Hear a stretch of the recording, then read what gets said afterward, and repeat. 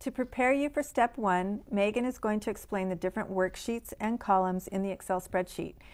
It will make a heck of a lot more sense to you if you have the example spreadsheet or the blank sample in your participant guide. The example worksheet is something that Megan developed. It's probably going to be helpful to refer to it when you're filling out your own spreadsheet. As mentioned earlier, these modules are meant to instruct you on how to complete the implementation framework spreadsheet, which is done in Excel.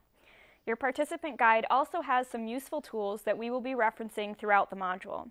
As Kathy mentioned, a completed example spreadsheet is in there that shows many relevant examples and how they're addressed in each column of the worksheet. This Excel spreadsheet is where you'll capture all the work necessary to implement your RMP. The information that goes into this document comes from your approved RMP. It may also be found in any plans that you've carried forward into your approved RMP, for example, a river management plan, allotment management plan, or other special designation plans. Make sure to grab and review all of these implementation plans because they also need to be included in the spreadsheet. You'll be working exclusively in Excel and may need to add rows or format the sheet during your work. So please refer to the Excel tips and tricks, which can be found in your participant guide if you get stuck. I'll start with an overview of the worksheet and the column headings, and then we'll go over some examples of project entries, and finally, you'll be ready to fill in your projects. We provided an outline of resource categories in your participant guide. You can compare that to what I'm going to show you on the screen, which is how the worksheet actually looks in Excel. They're a little different, but you'll see the similarities. First, notice that the worksheet has 6 tabs at the bottom. Each tab represents a logical grouping of common types of BLM work. Each category is further subdivided into the resources and programs labeled Plan Outcomes. These are columns 1 and 2 on the Excel spreadsheet. They are filled out for you in the template we provided. The resources and programs should seem similar to the section titles in most RMPs. They come from the DOI Strategic Plan, so typically they won't change. If you do want to make any minor modifications to the titles, you have to okay it with your state planning and environmental coordinator, just to make sure you're keeping consistency within your state. So we'll go through each category now. First is the Natural Resources tab. The Natural Resources tab is divided into physical resources and biological resources.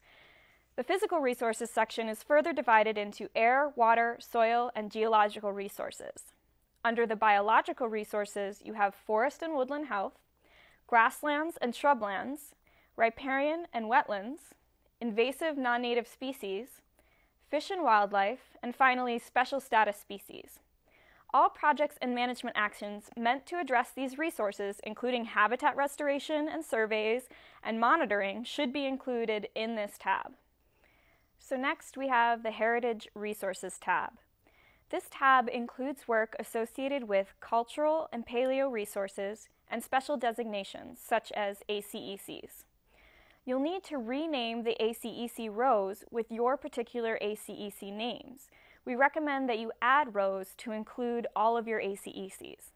Special designations also include wild and scenic rivers, wilderness areas, WSAs, national historic trails, and wild horse and burro herd areas.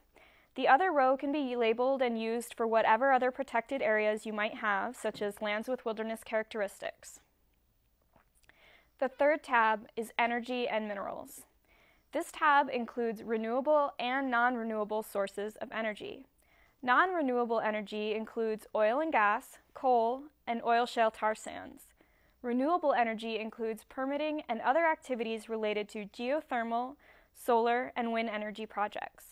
Although renewable energy permits are treated as rights-of-ways in current policy, their workload is located here to better match the goal of energy production and highlight the different level of workload required versus a traditional right-of-way. Locatable, saleable, and non-energy leasable minerals go under Minerals. Depending on your planning area, you may want to be more specific and identify specific areas or types of minerals in column 2. The next tab is Range Management and Forest Products. This is divided into Range Management and Forest Products. The workload associated with range management should be limited to the work needed to manage the range program. For example, renewal of grazing permits and range improvements such as watering facilities.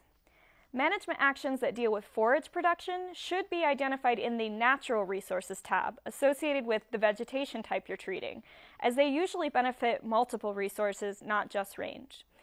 Forest products includes both commercial activities such as timber sales and non-commercial activities such as fuelwood permits and plant product gathering.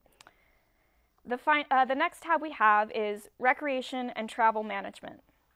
Recreation includes special recreation management areas and extensive recreation management areas. It also includes dispersed recreations, where special recreation permits might be issued. Travel management includes facilities that support travel such as signage and parking areas, as well as management activities such as developing travel plans and road maintenance. The final tab is the Direct Community Services tab. Direct Community Services is sort of a catch-all category. It includes realty, fire management, and public safety. Realty includes both land tenure actions, such as disposals and acquisitions, and land use authorizations, such as rights-of-ways, the ones not associated with renewable energy development. It also includes unauthorized use, such as dealing with trespass. Also in this category are the activities related to managing wildfires. This would include developing fire management plans and monitoring FRCC. Similar to forage treatments, fuels treatments may be more accurately located in the vegetation sections that they are addressing due to the cross-benefiting nature of most of the projects. Public safety is also located in this tab and includes activities that relate to law enforcement, hazardous waste, and abandoned mine lands. We developed these categories to work with most RMPs. However, you may have activities that don't fit very well within the categories. The 6 categories of work or tabs can't be changed. However, if you feel like you need to add or change any of the plan outcomes in columns 1 or 2, then as we discussed, please check with your state PNEC first. Some states have a strategy for consistency among its implementation plans, and you need to make sure that you're following it as closely as possible if you're in one of those states. So as Megan mentioned, columns 1 and 2 in the Excel spreadsheet template are going to be filled in for you, as are the 6 tabs or worksheets. And Megan described the 3-step process, but for those of you that are visual learners, I'll describe it in terms of the worksheet. So step 1 consists of populating columns 3, 4, and 5, which is projects, PE codes, and where, geographic location. Column 13, cross-reference, can be filled in during step 1 or at any of the steps, whatever makes sense for you. Step 2 consists of populating columns 6 and 7, which is priority and magnitude. And step 3 is populating columns 8 through 12, which are the next 5 fiscal years. Megan's going to explain columns 3 through 5 in detail and a little bit on column 13 so that you'll know how to complete step 1. And then she'll also go over the remaining columns just so that you have a big picture understanding of all 3 steps of the process. Okay, so starting with column 3, called Projects, Tasks, and Management. Actions is where you'll input the projects associated with implementing your resource plan. Filling out this column is the bulk of the workload for step 1. Filling out column 3 might seem like a daunting task, capturing all the work that's required under the RMP. But we've provided that example spreadsheet and a checklist of the types of work to accomplish outcomes that will help you get you thinking about the types of actions needed to meet plan goals and objectives, and that should be included in the spreadsheet. Both documents are in your participant guide. The types of work checklist comes out of the BLM Strategic Plan Matrix. This list is a useful tool that connects work to budget strategies and potential PE codes. It should be used to brainstorm the types of projects needed to implement plan goals and objectives. It could also be used at the end of the process to review the spreadsheet for completeness. If you aren't familiar with PE codes, they are program element codes. They are the tools that are used to measure workload accomplishments. For more information on this, you can go to BLM's budget page on the internet, web.blm.gov/wo800/wo800. The URL should be on your screen. We've included the FY12 PE codes in the participant guide. Open your participant guide to the types of work to accomplish outcomes checklist. It will help you follow along while I talk about each type of work that's linked to the PE codes. Remember that these are the current PE codes for the FY12 fiscal year and that they can change from year to year, so be sure to use the current year's codes and adjust the checklist as necessary. The first is provide outreach, and that involves the A codes. Second is assess inventory condition and status, which is the B and C codes. Performing planning is mostly the D codes. Authorizing use involves the E, F, and G codes. Implementing BLM-initiated actions is the G codes, H codes, I, J, and K codes. Performing monitoring involves the L and M codes, and managing compliance is the N and O codes. And finally, managing work/partnership and community relations is the P codes. So now I'll go through in a little bit more detail. Providing outreach. Again, these are the A codes. This would include projects such as brochure development, signage, and development of maps. Project codes such as AL, public outreach through interpretation and environmental education, or AJ, Native American consultations, would be included in this strategy category. You'll want to consider what types of outreach to provide for certain resources, particularly heritage or recreation. Then there is the assess, inventory, and condition and status. This will be represented by the B and C codes. This includes surveys of habitat, land health, and maybe public visitation surveys. It could also include cultural and wildlife surveys for implementation projects. Project codes such as BO, inventory of soil resources, or CC, assessments of air resource conditions, would be examples of this strategy. Ask your team to think about what inventories are needed to be done before we implement certain projects and get started in planning. Speaking of planning, the next category involves performing planning. These are the D codes. This includes any form of planning such as travel management plans, the DA code, ACEC activity plans, the DF code, or maybe habitat management plans, DK. What plans did your RMP call for? Or maybe there is some planning that you'd like to do before moving on to other implementation activities. The next strategy is authorize use. This involves the E, F, and some G codes.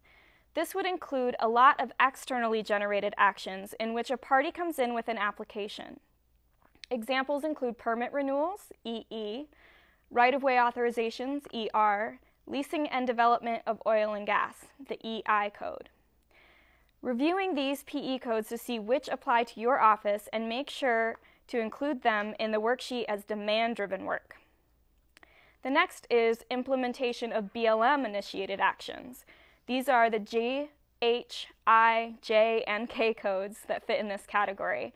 These projects might include restoration activities, habitat improvement projects, or prescribed fires. These are things the BLM does to meet goals and objectives without impetus from the public or a third party. This could include maintenance of recreation sites, IA, or trails, ID, construction of vegetation treatments, the JA code, or processing land sales, KD. Here is where there will be a broad range of BLM activities, so you need to consider which of these are needed to meet the goals and objectives of your RMP. Performing monitoring is another strategy and includes the L and M codes. As opposed to assessment and inventories, monitoring refers to determining the effectiveness of a project and whether or not the BLM is meeting its objectives. This might include projects such as the monitoring of the effectiveness of a vegetation treatment or prescribed burn, MB, monitoring grazing allotments, ML, or conducting fluid mineral surface and environmental monitoring, MW.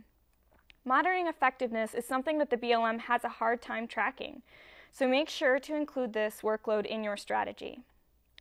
Then we have managing compliance. These are the N and O codes. It includes inspections and monitoring of implementation activities such as drilling inspections, NB, and review of existing right-of-ways, NH. This could also include law enforcement activities. Basically, this strategy category refers to the activities BLM takes to make sure that third parties are following the rules. Note that with oil and gas, performing monitoring refers to studying surface conditions, while managing compliance refers to inspection and enforcement of conditions of approval, production values. So the last strategy is managing work and partnerships, community relations. These are the P codes. This includes the work involved in developing partnerships, cooperating on projects, and building relationships in the community. This could include sharing data and/or cooperating on fire management plans. There are no measurable codes for this category at present. Each code refers to providing program support and can include activities such as cooperation and other unmeasured workloads. So as you can see, the checklist is fairly complete. If you keep it handy while you're filling in column 3 with the projects, activities, and management actions for each resource category, then it should help you think of all aspects of resource management that you may have overlooked otherwise. And don't forget to include your non-discretionary work that you do, such as processing APDs, applications for permit to drill, conducting cultural surveys, and anything else that's not explicitly in your plan, but that are integral in meeting your plan goals and objectives, or BLM goals and objectives. And don't forget to look at the example spreadsheet in your participant guide. It will be really helpful when trying to figure out how to word something or maybe what to include where. All right, so let's move on to the other columns. So column 4 must also be filled out during step 1, and this is where you identify those PE codes that are associated with the work that you outlined in column 3. These codes tie the projects to the BLM's budget system. Every activity in the BLM that they do must be tied to some project element. There may be multiple PE codes associated with a particular project that was identified. You may choose to address all of these in one row or split them into separately identified tasks in their own row. So what's an example of a project that would have multiple PE codes? So one example is a vegetation treatment. It might include a DF code, perhaps for planning for interdisciplinary activities. It might include the JM code, so implementing a fuels treatment outside of the wild urban interface area. And it also would include maybe a JB code for constructing shrub and grass treatments. And finally, you'd want to make sure that it also included that monitoring component, so the MT code, monitoring fuels treatments. Column 5 should also be completed during step 1. This is where you would identify the specific geographic location of each project if applicable. Locations can be as broad as the entire planning area or as specific as a particular ACEC, SRMA, management unit, or geographic feature. Not all projects will need a geographic location filled in. So Megan, what if a project doesn't fit neatly under one resource category, or maybe it crosses across a couple of categories? What would you do? I'm so glad you asked that, Kathy. This is where we use that column 13 cross-reference. It provides a place to know other parts of the spreadsheet that might deal with a similar project or other resources that it might potentially affect. For example, if there is a special recreation permit for an annual event in your field office that requires a larger than normal law enforcement presence, you'll want to include the permit in recreation, but note that the cross-reference in law enforcement also applies to direct community services. So although that's all you need to do to complete step 1, Megan is now going to briefly go over what goes in the remaining columns because we want to give you a context for what comes next. So in your participant guide, we included a sample spreadsheet, not to be confused with the filled out example spreadsheet. The sample spreadsheet is just a one-pager, and it shows the columns that are color-coded to the steps of the process. So it's important to keep the steps separate. It might be tempting to fill in some of the columns for steps 2 or 3, but it's really best if you wait until your state planner approves step 1 before you move on to the training for step 2 and before you fill out the columns. So with that in mind, Megan, tell us about columns 6 and 7. Sure. So column 6 is where you rank the priority of each project over the next 3 to 5 years. This is the primary part of step 2. The priorities are non-discretionary, high, medium, or low.